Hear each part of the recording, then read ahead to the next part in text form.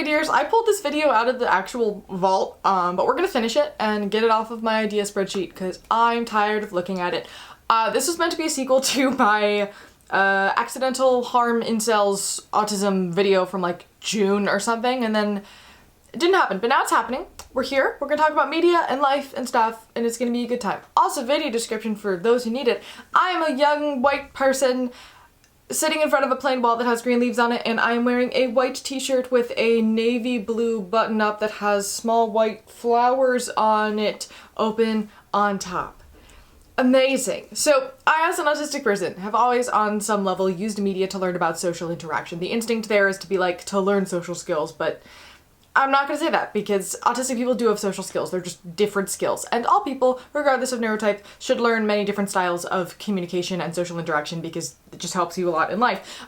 Also, by media, I'm referring pretty much to anything that you view on a screen, read in a book, or see in a theater. A lot of media I consumed growing up involved reading or watching people have interactions, seeing how other people interpreted or responded to those interactions, and then deducing from that what sorts of things are successful, what things aren't, and how different things are perceived. I particularly enjoyed theater because I could see how the audience responded to it in real time as well, but we also now have like the whole drama commentary side of YouTube that functions very similarly, so that's also very effective.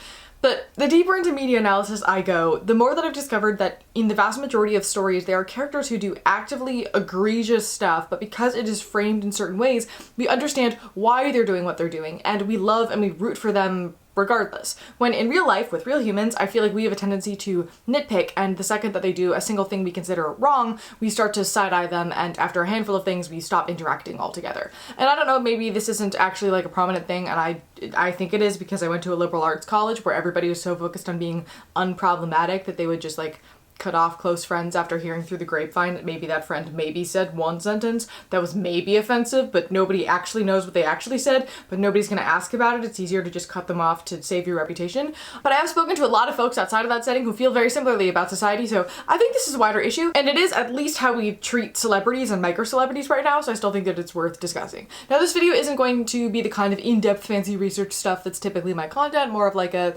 discussion of a phenomenon I've noticed because I think it's interesting and has caused me to look at the world very differently than I used to. And then we're gonna analyze a Disney princess next week, so that'll put us back on the research grind. Now, some examples of this. The first that I majorly noticed for this phenomenon was when I saw Hadestown last year. If you're not familiar with the plot of that show, it's the tale of Orpheus and Eurydice. So basically they fall for each other, he's working on a song that's gonna make spring come again, and then everything is going great and happy, but then the winter comes and she's starving and he's role focused on writing that song and he doesn't notice that she's starving, and then Hades offers for her to come to the underworld where she's going to be protected, and she feels like she has no choice, so she takes his offer, and then later Orpheus goes to save her. Doesn't end well. That's not important for the purposes of the video. What stands out to me is the moment where he's so hyper-focused on finishing his song, which will change the world for everybody, that he forgets to take care of the one person that he cares about most. And yet, we adore him, and we root for him for the rest of the show. We want them to get their happily ever after that we all know they're not gonna get. And yeah, like, so what? He messed up a little bit, but he's a sweetheart, and he's trying his best, and people make mistakes, and we really like him. And also, we all know as an audience that his song to bring back spring is actually effective, so the priority of saving the world and knowing you'll be effective at it versus saving the one that you love the most is sort of objectively correct to do in this situation. But bringing this into the real world, which doesn't entirely extrapolate, but just for the thought exercise of it all, I have other examples that extrapolate better, so stick with me. Imagine a real life situation where somebody is so hyper focused on something that they're pretty sure is going to make the world a better place, because we know Orpheus is going to be successful, but he does not know that they forget to do what they need to do to take care of their partner to the point where that partner was in active danger. Their partner's friends would tell them, there's better fish in the sea. Please dump this man and find somebody who understands the concept of work-life balance because you matter too, which I think is objectively the right response to have.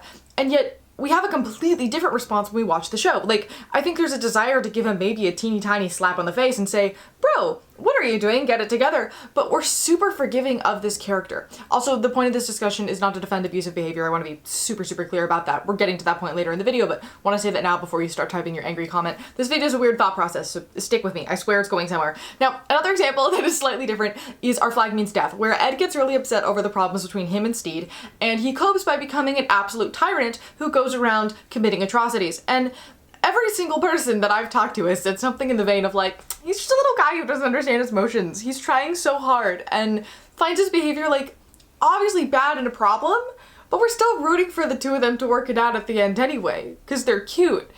There's also the Dear Evan Hansen phenomenon, ignoring the movie. We're talking about the musical, we're ignoring the movie right now. Part of why he gets away with what he does is because of his age as well. We have a higher forgiveness rate for younger people making a mistake than we do older people. Another example of this phenomenon being Teenage Dick, where it makes Richard III into a teenager, and he's almost a likable guy, and you kind of understand his reasoning for what he's doing for the most part. And then all of a sudden somebody's dead, and you're like, hold up. If you're not familiar with Dear Evan Hansen, Evan Hansen is a kid with social anxiety who was consistently portrayed as very autistic-coded, disability deep dive pending, who wrote a letter to himself that a kid at a school took from him and then later committed, please don't demonetize me, YouTube, with the note still in his pocket. So everybody assumed this was his final note and that he'd addressed it to Evan. So Evan panics and he lies and he's like, oh, we were secretly friends. And then he uses that lie to get with the dead guy's sister, who he'd always had a crush on, and have the dead guy's family like sort of become a surrogate family of sorts.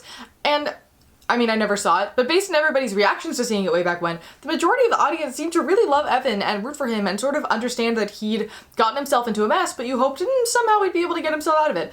And then, if you think about the plot for too long after seeing the show, you start to realize maybe he did actually suck, but that's beside the point. What else? I'm trying to think of other examples of this happening that I've spoken about in media reviews on this channel. Sweeney Todd. Sweeney's an anti-hero, serial killer, and yet, depending on his acting choices, a lot of the time you kind of understand why he does what he does to some degree, and you're sort of rooting for him. Not rooting for him and like murdering the majority of the people he kills, but definitely for the three of them. You agree with a couple of the choices.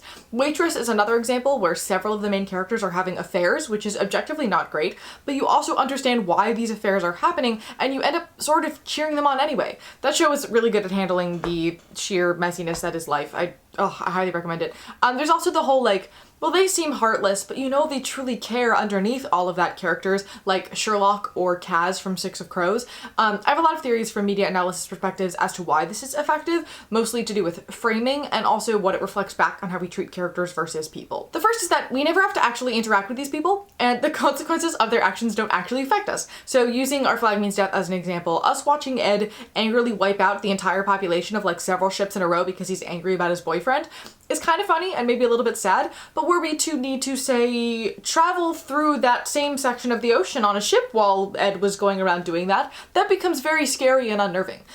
When Orpheus forgets about Eurydice because he's so focused on trying to save the world, it's heartbreaking, but we're somewhat distanced from that narrative. We know that an hour and a half after this moment in the story, we're going to be walking out of the theater going about our days. It may reflect our real life or real problems, but at the end of the day, it's a screen, it's a stage, something else. We don't ever have to directly interact with face-to-face or face the consequences of interacting with that thing. I've spoken about this before with the history of freak shows and how that reflects on Broadway, specifically in the show How to Dance in Ohio, where a lot of the audience feels comfortable watching the disabled people on stage and feel like they understand them and are interested in them, but then the moment they realize that the person sitting next to them is stimming or otherwise behaving in a way that indicates disability, they get very uncomfortable because they don't know how to handle that and interact with it in the real world. Because these things are fine and interesting when you can look at them, but then when you have to converse with them in the real world, it suddenly becomes very scary, unsure. You don't know what you're doing about it because you've never experienced it before. Another example would be the beggar woman in Sweeney Todd as well. Like, we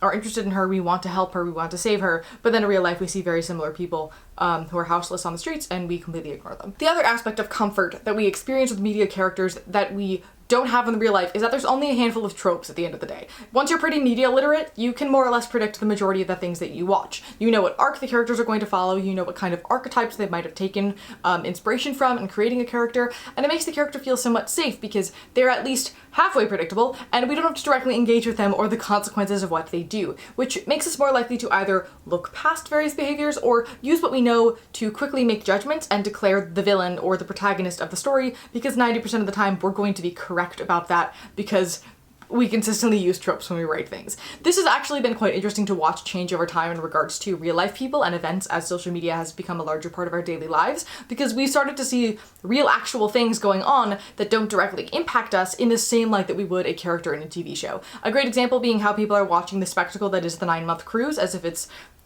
like a reality show rather than a real thing that's going on. I am one of those people. I think the sociological implications of whatever is going on in that ship are going to be fascinating. So I'm not necessarily saying that that's a good or a bad thing, but it is interesting to point out. We also kind of do this with celebrities as well, where we see them as media representation and two-dimensional characters because we only get so much information about them, so we create our own backstories for them based on what tropes that they fall into. This is basic heuristics. It's how our brain solves questions that we need to answer via shortcuts using prototypical examples and assuming that since something mimics a prototype, it is therefore in the same category. The tropification of people is fascinating to me, which actually ties into the next point, because the second reason all of this works in media is that the characters I pointed out here are all primarily the main characters of their specific media that they exist within, or like upfront secondary characters. We'd still consider them to be in the principal cast.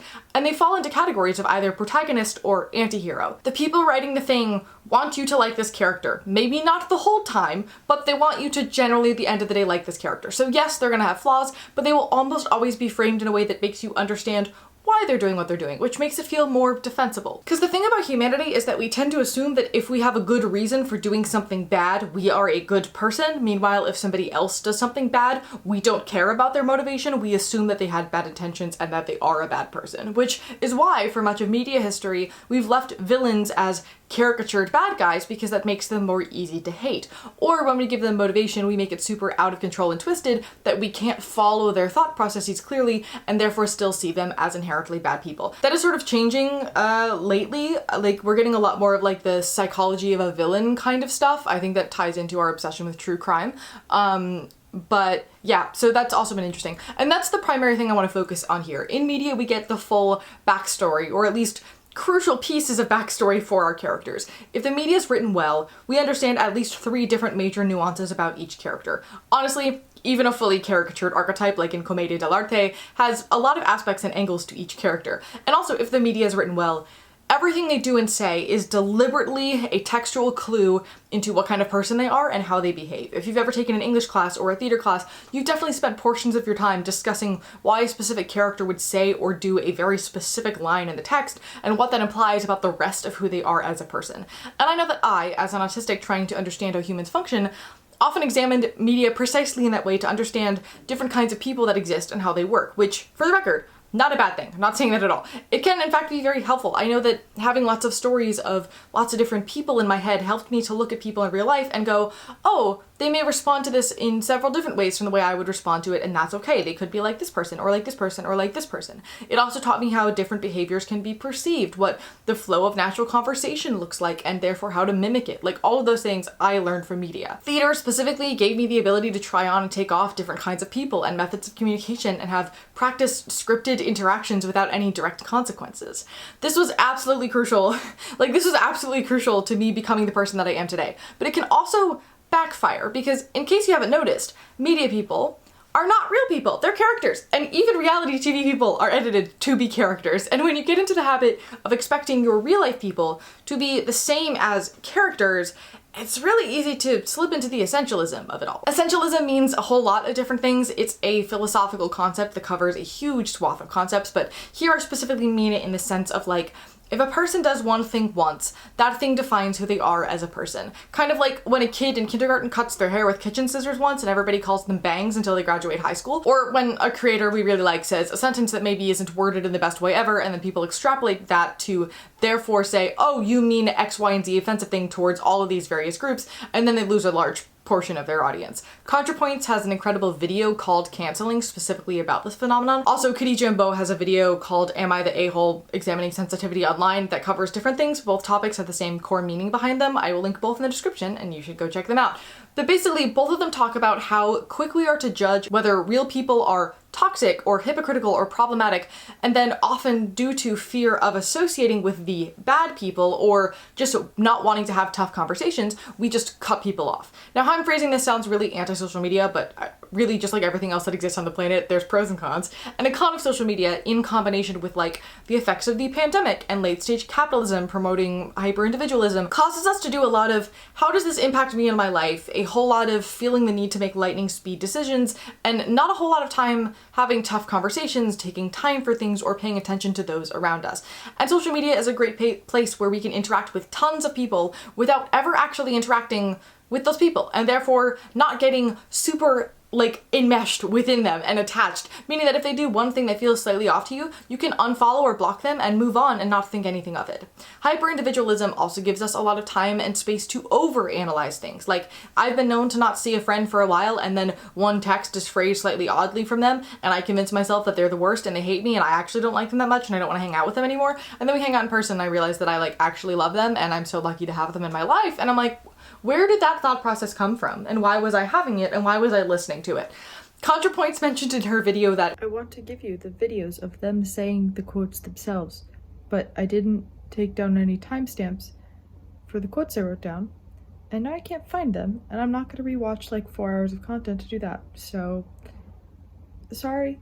We treat minor transgressions from our allies more harshly than open hostility from our enemies, which I think encapsulates this quite well, as is Khadijah's point about how living under systems of oppression keeps us in a state of reactivity, lashing out at each other instead of the people and systems doing the most harm because they're out of reach for a lot of us. It's true that social norms online should change and we can treat each other better. At the same time, powerful hidden incentives encourage us to be assholes to each other. The ideas of protecting our peace and Google is free, I'm not here to educate you are good and important ideas. Like, if somebody's treating me solely as a walking encyclopedia without compensating me for my work and also treating me terribly, I'm gonna be frustrated and not inclined to spend time with that person again. But I think this has often been taken too far in the other direction of anybody who makes me feel slightly uncomfortable or unhappy for a split second one time is dead to me and we're over, which is unhelpful on both sides really, mainly because it creates a further echo chamber. I've been in so many situations where I've seen two people slightly disagree with each other about something tiny, and so they've just stopped talking to each other altogether rather than have an academic conversation as to why they might disagree. Maybe one side knows more about the topic than the other does, and that's why they've made the decision that they've made. For a genuine example, unfortunately, I've lost friends over the fact that I think The Curious Incident is a good and important book and represents autism fairly well and has created a historical precedent, and it means a lot to the community. You know, the thing I studied for a year. Does the book have issues? Sure, but is it better than some of the rep being created today? By far. And also, most of its issues will be fixed by having a further saturation of well-rounded representation, and in all honesty, very few things have even touched the style of representation Haddon has created in that book. But anyway, I've had 3 different people who have never actually read the book, and I've just seen a handful of TikToks from autistic people talking about how the book is problematic, decide that I am therefore not a real advocate or activist, and am therefore doing this job just for clout, and I actually hate autistic people because I like a book.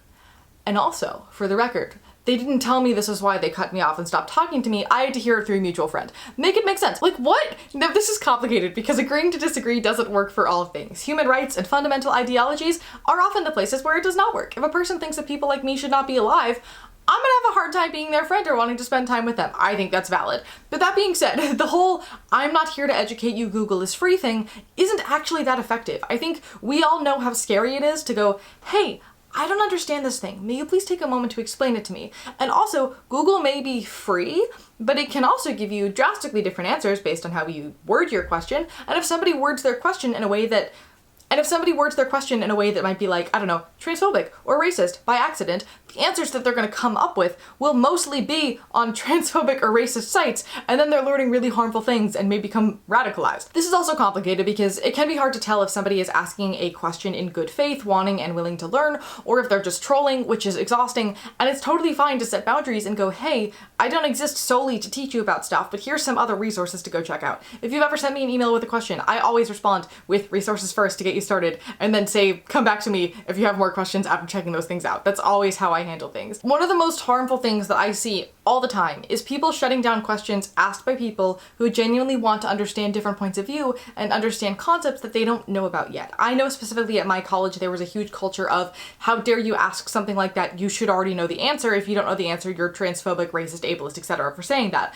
And all that does is create shame and create people who become deeply isolated and resolute in their opinions without literally any peer review or ability to question their ideas or think critically or even be willing to ask for help again.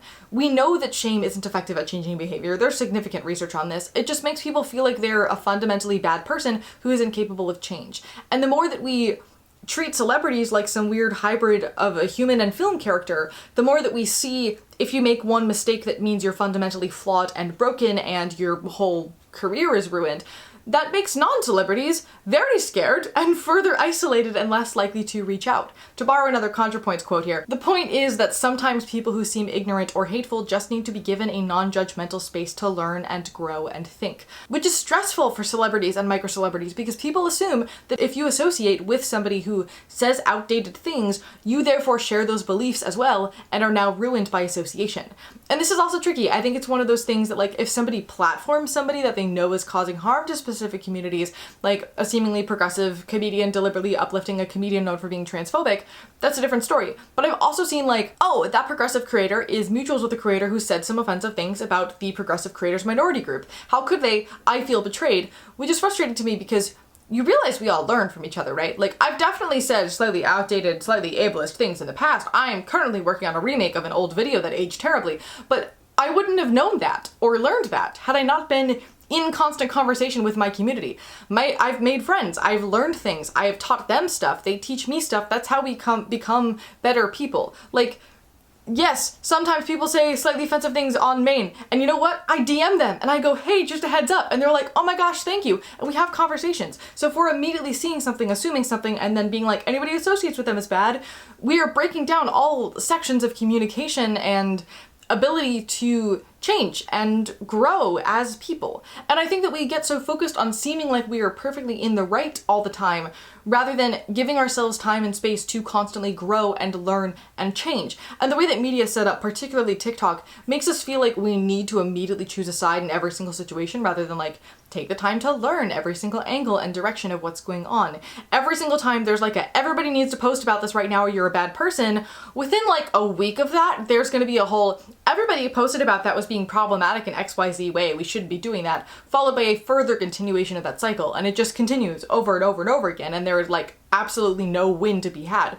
But tying this back to media analysis, characters can do all kinds of things in their stories, and because we have their full backstory, because things are framed so that we have to like them, because they are safer and easier to predict and we don't have to directly interact with them, we will defend their behavior. But then, in real life, when a person makes a teeny tiny mistake once, a whole lot of people will just declare that they are therefore a bad person and cut them out of their life, which is objectively super unhealthy. My current working theory as to where this came, actually, pause for a second. Society has always had estrangement as an idea. So the idea of like going no contact is a new thing. That's absurd to me, but I do think it is becoming more common.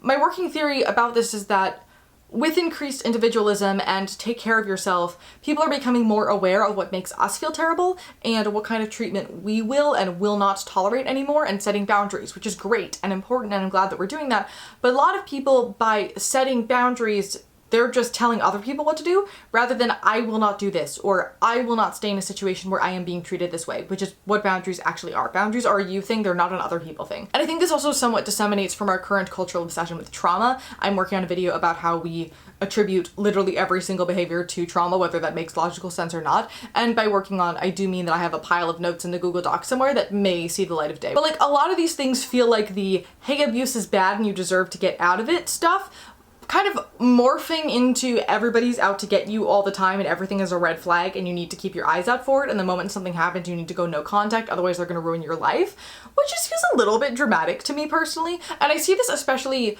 in the low support needs neurodivergent community, where I think we've taken the stress that comes along with I struggle with social cues and extrapolated it into everybody is trying to deceive and manipulate me all the time and I'm gonna miss it, so I need to be hyper alert to it, which means that we're pointing out things that don't exist. Like, yes, abuse is bad. Obviously, pointing out behavior that makes you feel uncomfortable or unsafe and having a conversation about that is important, because if they continue that behavior after that conversation has been had and it's causing serious distress, that does mean that it's time to probably get out of that situation if you can. But what I've been seeing is an increasing trend of, they made me feel uncomfortable once, so I'm gonna just never speak to them again with no explanation because they're an abuser and I don't like conflict. Which is maybe not the best thing to do. First, because the majority of abusers don't mean to do what they're doing, and often don't even know that they're doing wrong things. Not that they're defensible in what they're doing, they just like genuinely, majority of abusers are like, this is just a normal Tuesday, and you kind of have to, they're not aware. And yes, it's not your job to teach them at all whatsoever, especially if you're in active danger, but also if you have the energy and space and you feel safe enough to point it out to them, might be a good idea, because they might genuinely not know.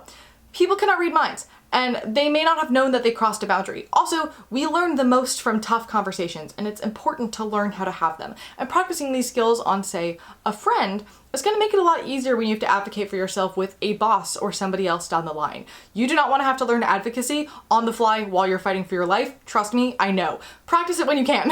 And also, the vast majority of activism is these small conversations within relationships that you've already built. Our view of activism as society has kind of shifted to like, I read books about social issues, I'm an activist.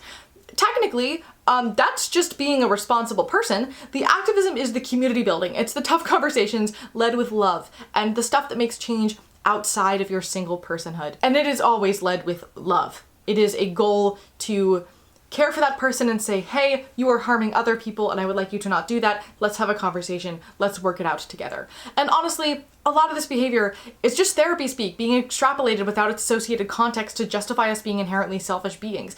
And it's not actually being used the way that it is meant to be used. I have a video about the weaponization of therapy speak. I will link it up here for you. But at the end of the day, abuse and bullying are both consistent patterns of behavior, usually ones that have been pointed out and yet the person shows no willingness to stop them or change them or do anything about it. At which point, get out of there, please, I beg of you.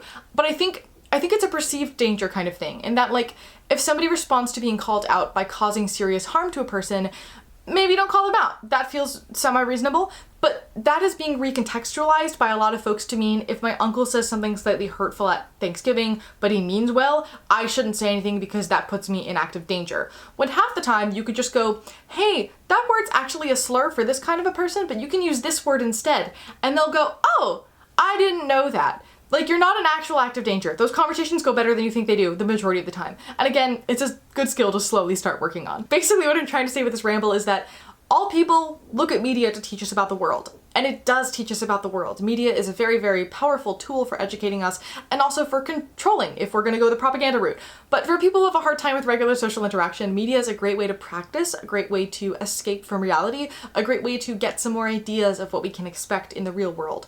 But it's also not how the real world works. The real world is a lot more unpredictable than all the stories we like to read and watch and listen to. That's what makes it scary and also kind of what makes it really fun.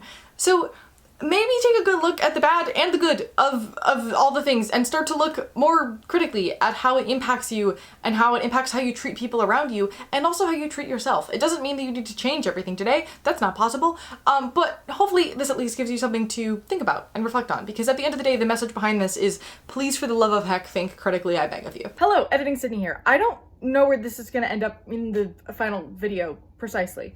But I just saw Prayer for the French Republic at MTC, which is on Broadway, and it's open till March 3rd, so go see it if you can. Please go see it. But also if you can't, go buy the play and read it.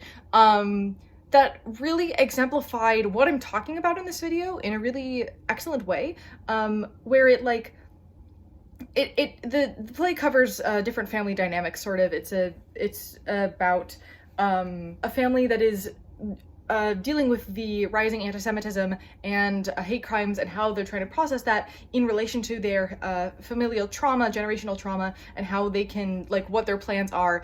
And there's a lot of discussions between various people, some of them civil and some of them less civil, about these issues and how they want to handle them and what they want to do, all of them driving with love behind what they're trying to say despite constantly butting heads and disagreeing with each other.